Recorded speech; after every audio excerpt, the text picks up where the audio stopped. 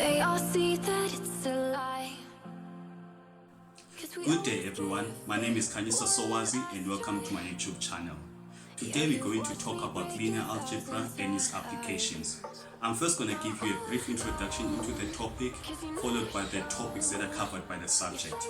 I'm also going to talk about the different applications it is used in, and further on give you some real life examples. We have a lot to talk about, so let's get on with it.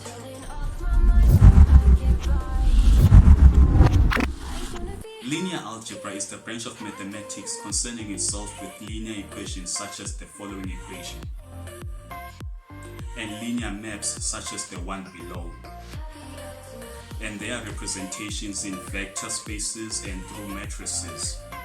Now this is a definition from Wikipedia, but don't worry, we're going to discuss these concepts further on with a lot of examples just to follow through. Now these are the topics that we're going to cover today. Vector spaces, where we're going to talk about linear maps, subspaces, spans, and bases. Matrices, linear systems, endomorphisms and square matrices, where we're going to talk about determinants, eigenvalues, and eigenvectors.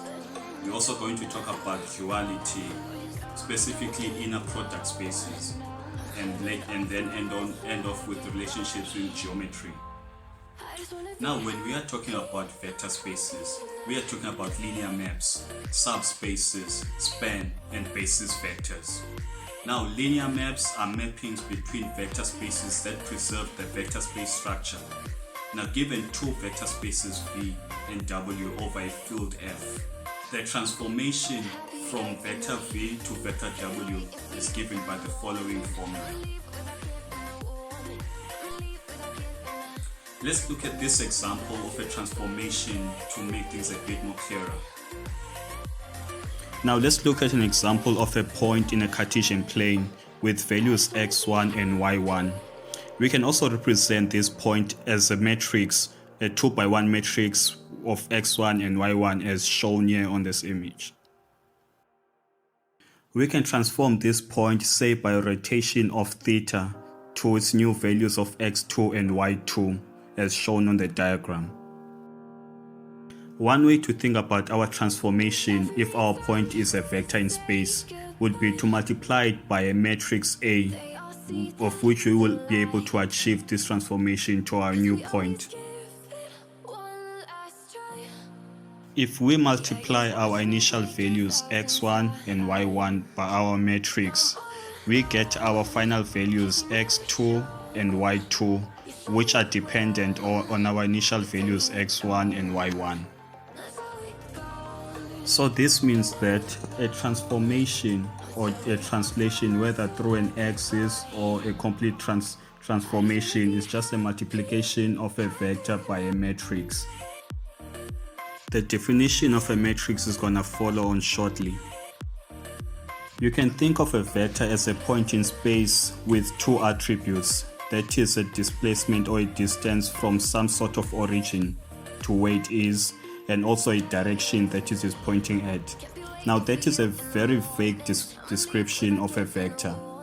The complete description of a vector follows four axioms, which are listed on the diagram as shown. A vector space is associative under addition and is also commutative. It has an identity element and has an inverse element, of which when added to itself will give the identity element. Now if we go back to our Cartesian plane, x and y axis form a two-dimensional field of real numbers, and our vectors can be represented in this field as shown on our plane. A subspace is a subset of a vector space, and at minimum contains an identity element. A linear span of a set of vectors is the smallest linear subspace that contains the set.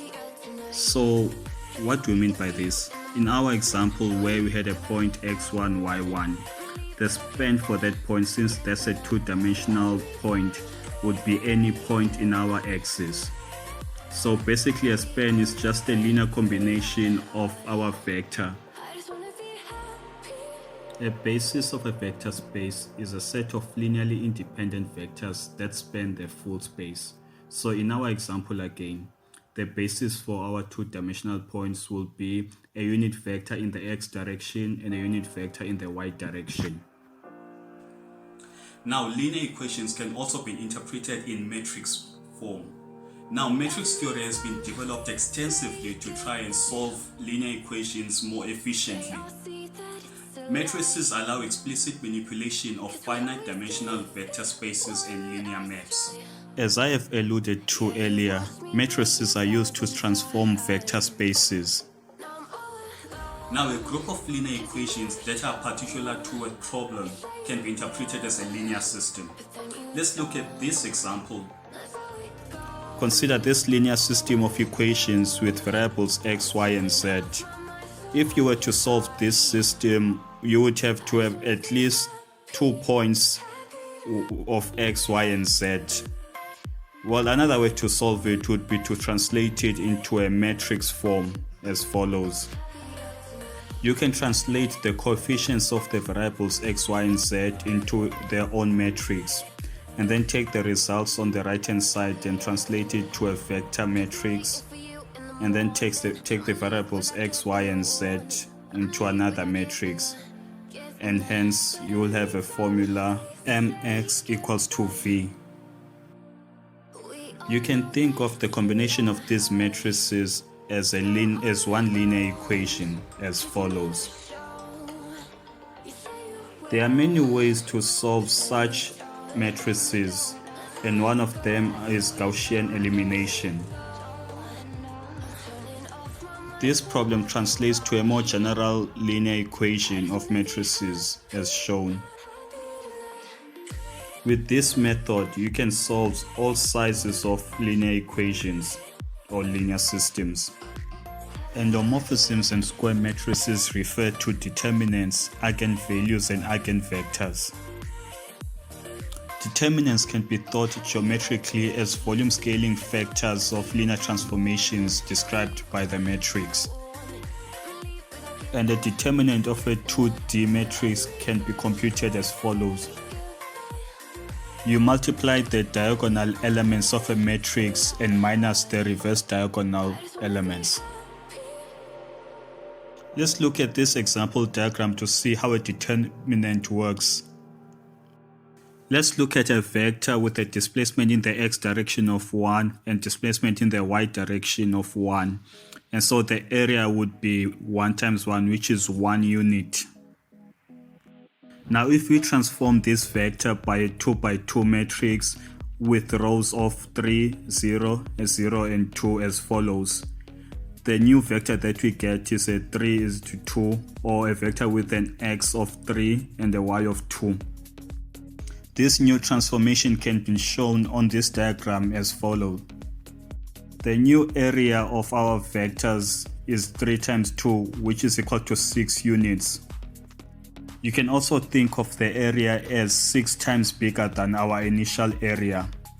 And therefore, if we look at our matrix and take the determinant of our matrix as follows, our determinant will be given as 3 times 2 minus 0, which is equal to 6 scaling units, which is the same as our new area as compared to our initial area. Therefore, our transformation matrix has scaled our initial vector by 6 units, which is what we expected. Now moving on to eigenvectors and eigenvalues. An eigenvector of a linear transformation is a non-zero vector that changes at most by a scalar factor when that linear transformation is applied to it. And the formula for an eigenvector and eigenvalue is given as follows, where A is the linear transformation or the transformation matrix, and V is an eigenvector. Lambda is an eigenvalue of our eigenvector after the transformation.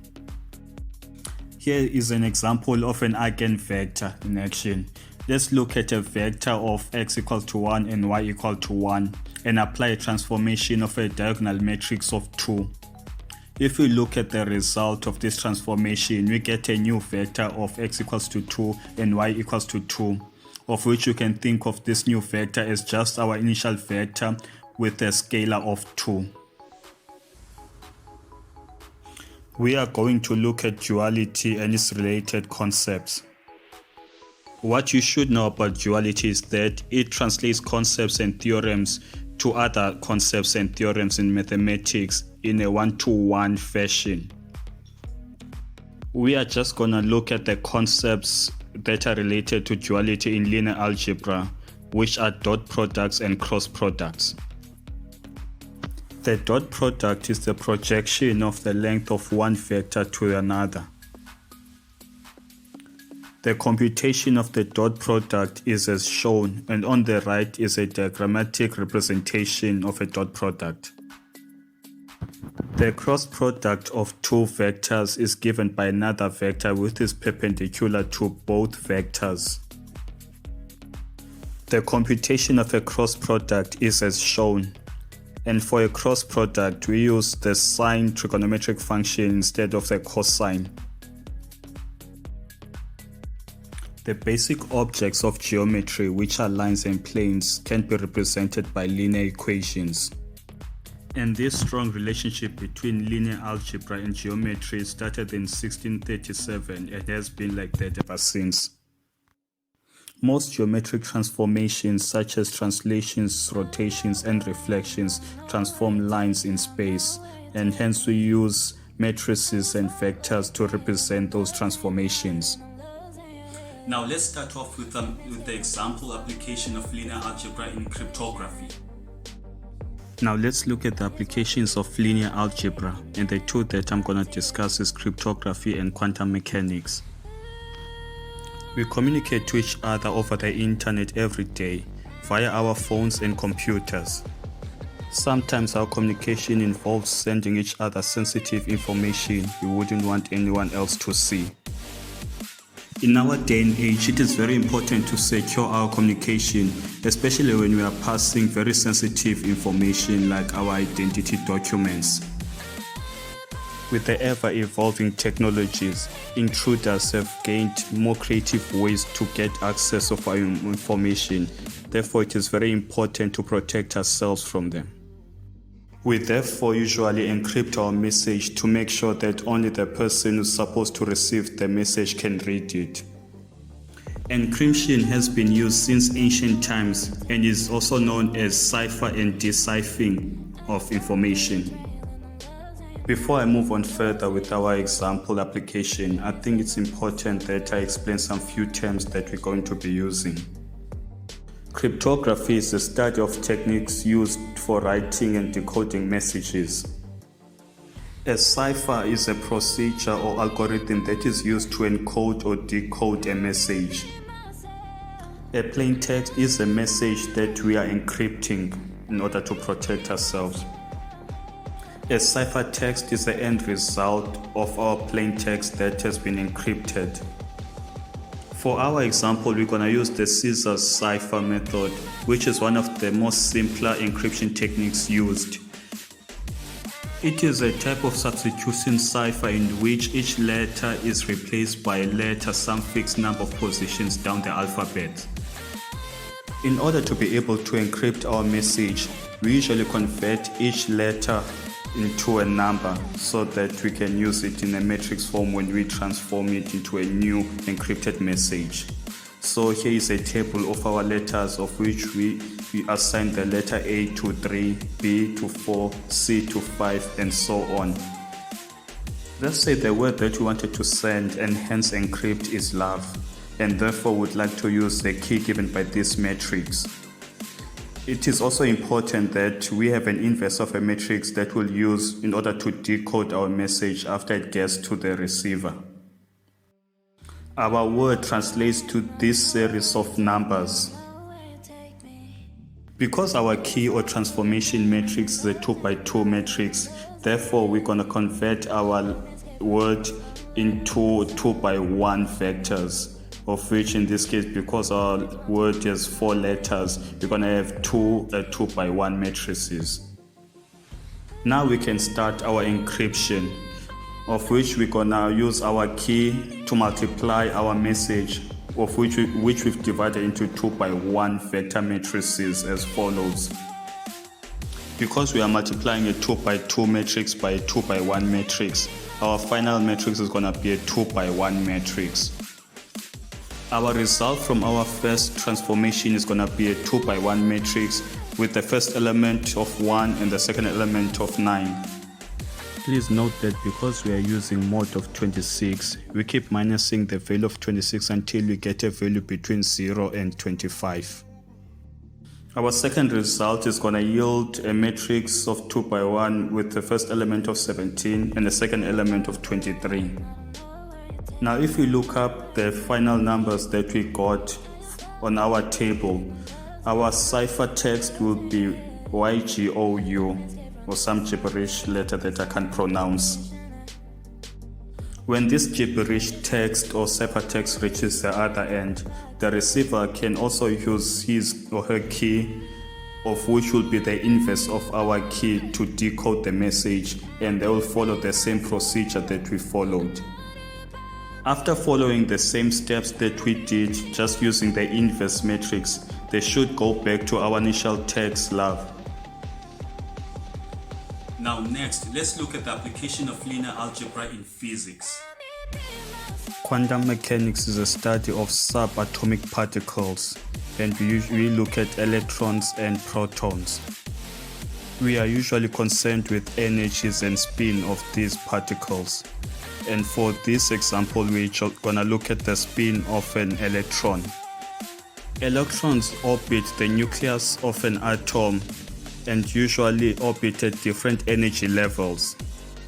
At each energy level, an electron will have a spin associated with it. It will either be a spin up or a spin down. A spin up is represented by a 2 by 1 vector matrix of 1, 0, while a spin down is represented by a 2 by 1 matrix of 0, 1 as shown. Collectively, these are known as the basis vectors for spin. An operation on our spin vector would be a matrix that transforms a spin up to a spin down and one that transforms a spin down to a spin up. Such 2 by 2 matrices are known as spin operators and are shown as follows. Let's take our spin down electron and apply a spin up operator on it so that it transforms to a spin up.